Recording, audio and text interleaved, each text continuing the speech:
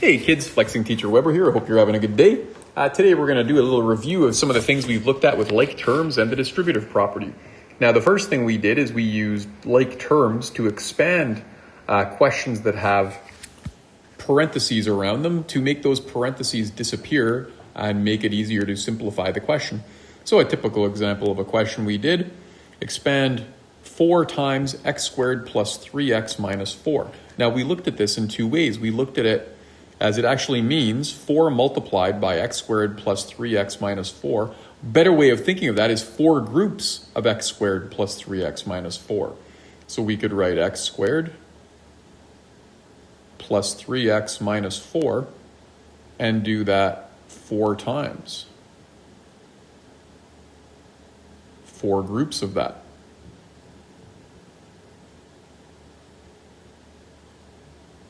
And then we would have to add up the like terms, the terms that have the same variable part.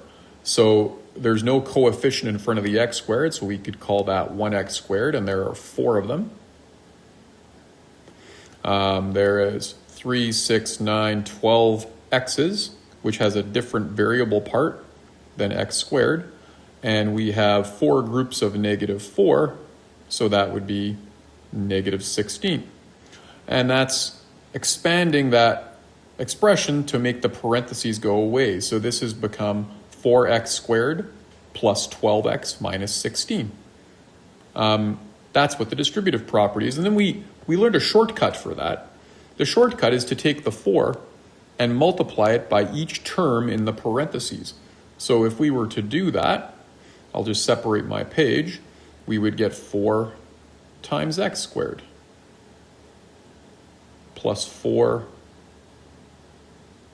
times 3x plus 4 times minus 4, because remember, the sign in front of the integer always goes with the integer. And then we would get, as we simplify that, 4x squared plus 12x plus negative 16. And plus negative 16 is the same as saying 4x squared plus 12x minus 16. Which is exactly what we got by expanding it the long way. So we did questions like that, and we also did it ones where we have a negative sign outside of the parentheses. So this means negative 3 multiplied by x minus 7, or negative 3 groups of x minus 7, which means this negative sign makes every term inside the parentheses the opposite. So this would be negative x, and then the opposite of negative 7 would be positive 7. And we would do that 3 times because it's times by negative 3. And that's like doing 1x, 1x, 1x, or negative 1x. And when you add those up, you get negative 3x plus 21. And then, if you want to do the shortcut, you would multiply negative 3 by each term in the parentheses. So negative 3 multiplied by x plus negative 3 multiplied by negative 7. Because remember, the sign in front of the integer belongs to that integer. And that ends up being negative 3x plus negative times negative is positive 21. So that's the first thing we needed to be able to do, was take an expression that has parentheses and expand that expression to remove the parentheses. Then what we started to do was we use this idea to solve equations that have parentheses. So we looked at 2 ways to do this. The first way was to do exactly what we were just doing. So expand this expression, 4 groups of x minus 5. So I could do it like this, x minus 5, x minus 5, x minus 5, x minus 5, and that's like 1x, and that would work out to 4x.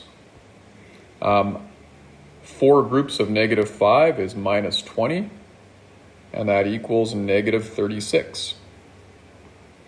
And then I could solve it like a 2-step equation. Do the subtract 20 first and do the opposite of that, which is plus 20, plus 20, and I get 4x equals negative 16. And then I would divide by 4, and I get 1x equals negative 4, or just x equals negative 4. So we looked at solving an equation like that where we have to expand it first. Now the other thing we looked at, and this is a special case that only applies with these questions that have parentheses, is you could do it like this. 4 groups of x minus 5 equals negative 36. And you think of this as 4 multiplied by x minus 5. So to solve it, I could do the opposite of multiply by 4, which is divide by 4. Remember, I can only start with divide in these particular situations that have parentheses. And if I divide by 4 there, I divide by 4 there. And 4 divided by 4 is 1 group of x minus 5. And negative 36 divided by 4 is negative 9. This is like x minus 5 equals negative 9. To solve it, I add 5 to both sides. This turns into 0, and I get x equals negative 4, which is exactly what I already got. And then we also want to be able to check these. So write down the original equation, 4x minus 5 equals negative 36. Substitute in your value for x. We discovered that x was negative 4, and this is minus 5 equals negative 36. Solve my parentheses first. Negative 4 and negative 5 add up to negative 9, multiplied by 4, and that's true. That's equal to negative 36, so both sides of the equal sign are the same. So that's how you solve and check an equation that has parentheses, and there are 2 ways to do that. Let's look at one more. So this one is negative 6x minus 3 equals negative 30. Well, we could expand this using the shortcut. We could say negative 6 times x is negative 6x. We could say negative 6 times negative 3 is positive 18. And we could say that equals negative 30. Now we'd solve it like a 2-step equation. The opposite of plus 18 is minus 18, and minus 18 on that side. That turns into 0, and I get negative 6x equals negative 48. I have a multiply by negative 6, so now I need to divide by negative 6. And I get negative 6 divided by negative 6 is 1x, and negative 48 divided by negative 6 is positive 8, or just x equals 8. So that's one way I could solve that equation, expanding to make the parentheses disappear, and then solving it like a 2-step equation. And in this particular situation, there is a different method that will give me smaller numbers, which are sometimes nice. And it's only when I have parentheses like this situation where I can start off by, instead of multiplying by negative 6, I can divide by negative 6 first. And I get negative 6 divided by negative 6 is positive 1, x minus 3. And negative 30 divided by negative 6 is positive 5. When you do it like this, you get way easier numbers. This is like saying one group of x minus 3 is like x minus 3 equals 5. And then I get a simple 1-step equation where I add 3, and I get x equals 8. Either way is fine. This way here always works. As you get into more complicated equations, this will always work. This way gives you smaller numbers, but sometimes there's some situations where if we have other things on the equal signs, it might not always work. The check.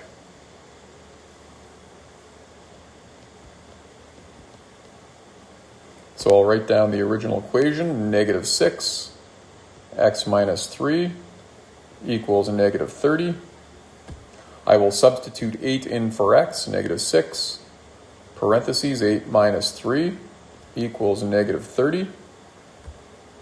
I'll do the parentheses first. 8 minus 3 is 5 times negative 6 equals negative 30, and that for sure is true. Negative 6 times 5 does equal negative 30.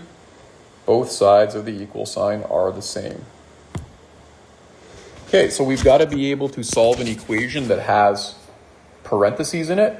And then finally, we need to be able to translate this kind of word problem into an equation like this. So I've got a situation here. If you take the sum of a number and 8 and multiply it by 7, you get 28. Write and solve an equation in this form. A times, in parentheses, x plus or minus some number b equals a number c to find the number. So we want to write an equation that looks like this. Well, the first thing to do is identify your unknown. Let x equal the number.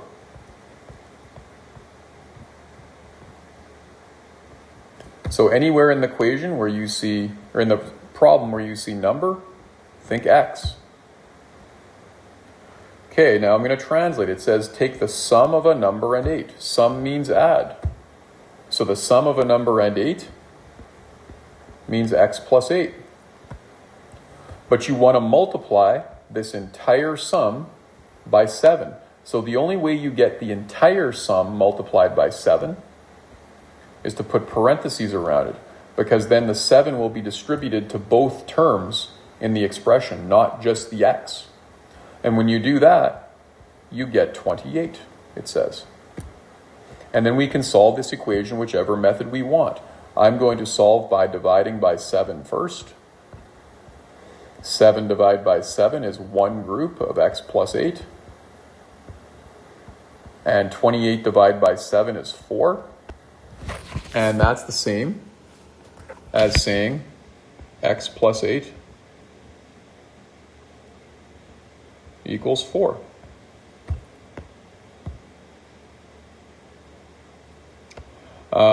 Then to solve it, you just subtract 8, and you get x is equal to negative 4. So that number that we were looking for was negative 4. If you take that number, add 8, and multiply by 7, you will get 28. So those are all the things we have to be able to do with the distributive property and like terms. We're going to do another review assignment today. I hope this video helps. I hope you have a good day. I'm currently flexing, and that's all for now. Flexing Teacher Weber, out.